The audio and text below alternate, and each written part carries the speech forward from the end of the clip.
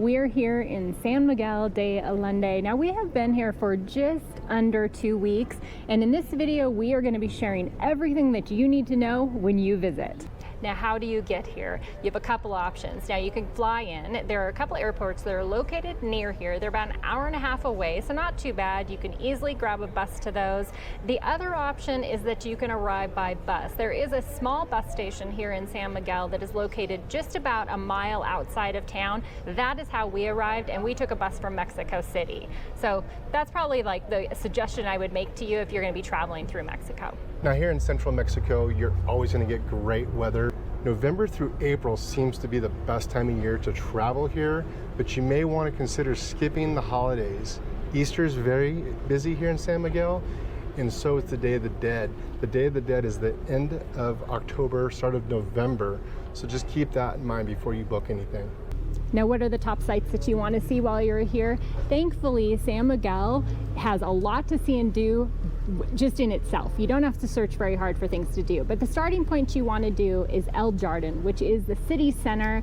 It is just a beautiful park, and then surrounding it you have just a lot of sites to see and take it all in. You've got all the churches. You've got to see all the churches. They're all within walking distance, and they're all a little bit different from each other. So you got to take in the churches. Now, for us, we've always said you see one church, you've seen them all, but that's not necessarily true here in San Miguel. Take some time and go explore these churches. Yeah, and especially the one church right there next to El Jardín, you want to make sure that you allow time to see that at night lit up. It is absolutely spectacular. Now, the other thing that you want to allow plenty of time to do is just to wander all the streets. That is what San Miguel is known about. You know, all of the streets are absolutely beautiful. They all offer something just a little bit different, but just the bright colors and just taking it all in. Yeah, and be careful on the cobblestone. I did slightly roll my ankle. I'm okay. I'm okay. He'll be okay. But I do like to complain a lot, so Carrie's hearing about it, and she doesn't always want to hear about my my bangs up, my bruises. So be careful on the cobblestones. But when you do get out here and you do start walking around, make sure you get up to the lookout, El Mirador. It's a beautiful lookout. If you don't already have accommodations with that lookout, you're going to want to get up there and you're going to want to look over the city. And it's quite a hike, but it is absolutely worth it. You have to do it once while you're here. You can take an Uber too to get up there, so don't be afraid to get up there. Now, the next area, if you are somebody like us that likes to have a little bit of green space, Parque Benito Juarez, I believe is what it's called. That is where you also want to make your way to. It is a beautiful park, a lot of walking area, and just a kind of escape from the heat, and then also from just the crowds to get away from everything. Yeah, we've been there a few times, and we really enjoy it, so it's worth the visit. Yeah, and it's only maybe a 10-minute walk down one of the most picturesque streets in the world, I will say, so make sure and get there. Where do you want to stay once you get here? I would recommend staying up on the hill so you get that amazing view over the city. There are a lot of boutique hotels up there, a lot of short-term accommodations, if that's what you'd like to do, but that's where I would stay. Second choice would be down here by the park, where we're at right now, because it's so quiet. We tried to shoot this whole video out in town, and it was noisy. It's a Wednesday in the middle of October. We don't mind people, but it was the traffic noise and the people noise that brought us to this beautiful park. So I would stay around the park too if I had my choice. Yeah, and I think that those are really great choices. We're staying up on the hill, and that's great. The other option is that just stay in the city center. If you're only going to be here for a couple days and you just want to be near all of the action, that's a great place to be as well. A lot of boutique hotels down in that city center. I mean, a lot of them, so you will have a great selection. Now, the other option, if you're coming here and you maybe are staying longer term, one of the things that I know that we like to be near is a good sized grocery store. There is a grocery store and a market in the city center, but we found them a little bit harder to shop for maybe making meals at home. But there are two very nice big grocery stores here, one called City Market, one called La Comer. They're right, I believe it's La Comer. They're right next to each other. So maybe look at the map and get yourself closer to those, or maybe at a halfway point, because they're about a mile outside of town. And for us, that's a bit far to carry our groceries. So you would be always stuck with getting an Uber or something to go to the grocery store. Yeah, not only that, but we're at the top of that hill too. So carrying too many groceries up that hill would be a pain in the arse. So that's not going to happen. Carrying one bag of groceries is a lot. How long do you want to visit San Miguel? Well, that's really up to you. I would say you need to spend at least 3 days. You can take day trips out of here. There's wine tastings. There's a lot to do. So I'd go at least 3 days. Now, we know of other people that we've met while we've been here. They're here for a month, 3 months. We know somebody that actually moved here with their kids and put their kids in school. They liked it so much. So it's really up to you how long you stay, but give yourself at least 3 days. Yeah, it's always kind of fun when you arrive at a place and it's like, how long did you stay or should you stay for? And sometimes like, oh, you only need a couple days. Here is really one of those places, like Brian said, you can be here as long as you want to be. It really checks a lot of boxes, and that is why it's such a popular expat community. Now, getting around San Miguel, how are you going to do that? It's actually super easy. There are Ubers and taxis, plenty to come by. You're not going to have a problem there. And then there's a lot of city buses, and we've talked to people that have been using the city buses as well. So that's another option. Now back to how long should we stay? We've been here for 2 weeks, and I could stay another 2 weeks. Yeah. There are times I'm ready to go. I get bored, there's nothing to do, I want to go. But with the place we have and the city itself, and the view we have, everything about it, I could go in a couple weeks. We could, yeah. And that once again is always a great feeling when we're not so ready to go. Obviously we're ready to go to see a new location, but this, like we said, checks so many boxes that we could stay here long term. One of the most important parts about any video is food. Or about travel alone, right? Or about travel alone, right, is the food. How is the food? Where is the food? When to eat the food? Any time of day is a good day to eat the food because the food is fantastic. The food is different everywhere we go. It has been. You know, each of the places that we have visited in Mexico so far, every town has something different that they offer.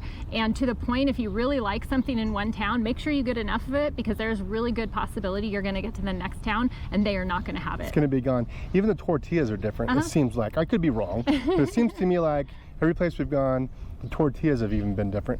And they're all homemade, so they probably are different. But we have really enjoyed the food here. We've got a couple recommendations we'll leave down below.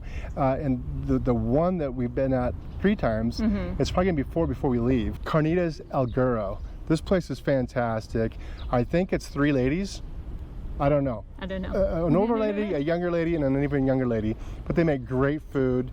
Check it out. Even if you don't care about the lookout, go up there and get some of those tacos. Yeah, and very affordable. When we mentioned we'll have some links down below, or not links, but places to look up when you're here to go check out. These are all the affordable options that we came across that we really liked the food. Now you can choose, if you're somebody that's looking for, say, something fancier and nicer, there's a lot of that here in San Miguel. Probably a lot more than the affordable options, I would say. Now, the other thing that they have a ton of here is the rooftop bars. Yes. So if you kind of want to get that overlook of the cathedral in town in the center, or just that overlook of all that's going on downtown, you have plenty of options as well. If you like fish tacos, there's a great fish taco place. That's one of the places we'll put below.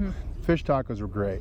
One of the things that you think about, or I know that we think about when we are visiting in Mexico, is the street food scene. Now, we have really loved that scene while we have been traveling, but when we got to San Miguel, we found that that was a lot more limited. There is not that, say, street taco scene that you have everywhere that you go. It was a lot more, it was fruit, there was a lot of ice cream. A lot of ice cream, which is never a bad thing. Yeah, and some churros. Some churros, stuff like that. Now, it might have been the time of day. We weren't out past 7, 8 o'clock at night. But with that even being said, every place else we've been, there's been street food options all day long. Yeah. So that's something that you might not get here, but you might not need it either. Now, I did mention excursions a little bit earlier. There are some you can go on. The winery I mentioned. There's a few others that get you out of town if you're staying for an extended period of time. Right. And there's also plenty of food tours. If you want to kind of check out that food scene, but you don't know where to go, that's a great way to be able to see it all and stay within your comfort zone. There's some history tours. And then there's also hot air balloons, which we've been watching the hot air balloons each morning when we get up bright and early. And they kind of go over, not right over the city center, but they go around the city of San Miguel. Yeah, you can see them out there. It's not like Cappadocia, Turkey, but there's a few of them out there that are kind of fun to watch. Now, we chose not to do any excursions on this stretch of our Mexican tour because we got big plans later on. So if you want to see some excursions later on that Brian and Carrie are doing, stay tuned. Now, one question we were asked a lot, especially traveling in Mexico, is what about solo travel? Did you feel comfortable? Would you feel comfortable? I would say out of all the places that we have been so far, this would be the #1 place that I would recommend. If you are a solo traveler, especially a female solo traveler, this would be a really great starting point.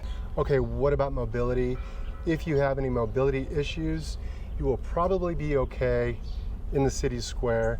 Now, sidewalks are narrow.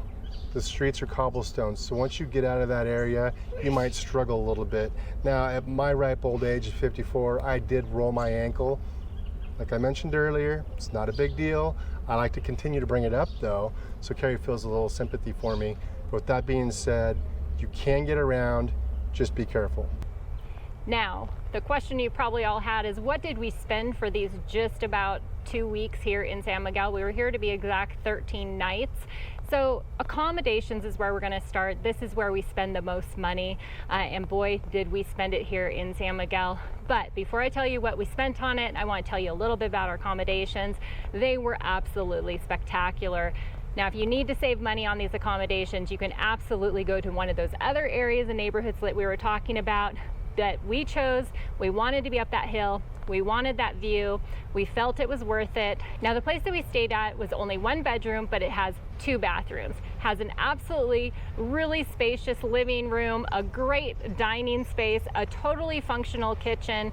And the other really cool thing about it is it had a washer and a full dryer. That is something we just never find. So we would recommend the place we stayed, but we totally understand if it might just not be in your budget. We did end up paying $1,356 for 13 nights there. Now, food out's always a big deal. It's not only fun to do, but you're getting really good food, especially here in Mexico. Food out, now again, we didn't go to any of those boutique-y, high-end price places that you might want to go. We went to kind of more of the hole-in-the-wall, mom and pop shops, but we still managed to spend $143. Now, that doesn't sound like a lot, but we ate out almost every day. Now, groceries, this is where we did spend a little bit, but not a whole lot, because like I mentioned, we weren't near one of those really nice grocery stores, so we just tried to make do where we were at. We weren't really making really great meals at home, but like Brian just mentioned, we were mainly eating out as far as for our dinner, at least one of those big meals each day. So our groceries came to $175. That included going to that grocery store. We made sure and we ate breakfast at home. We got our snacks. We also hit the little city market where you could pick up your vegetables and everything like that. And then Brian got some beer to have at the condo. And we also got some liquor. We had some Kahlua and some tequila so that we could make some margaritas at home with our great deck overlooking the city. Entertainment, how much money did we spend on entertainment while we were here? We didn't spend any money on anything to get into. Our entertainment included those beers on the patio and those margaritas. So we didn't spend any money on any extracurricular activities. What about transportation? One Uber ride to get here from the bus stop only cost us $5. So entertainment and our transportation was very minimal. So now what did this total up to for our 13 nights here in San Miguel? It came to $1,679. Now, I would say that when I broke all of these costs down, all of that, almost all of that is our accommodation. So if you are looking to visit here, even though this is a more expensive location, you can absolutely cut those costs way back by picking an accommodation that is not with that view and just costs you a lot less money. Yeah, that's about $129 a day approximately. And again, you can cut that way down. But God, that view.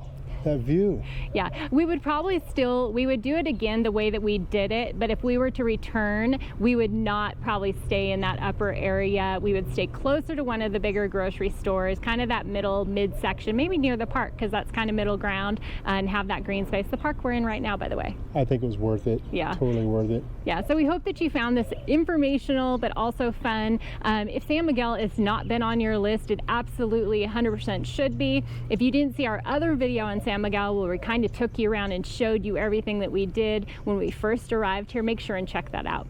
Okay, don't forget the thumbs up. Love for you to subscribe. We'll see you next week. Cheers.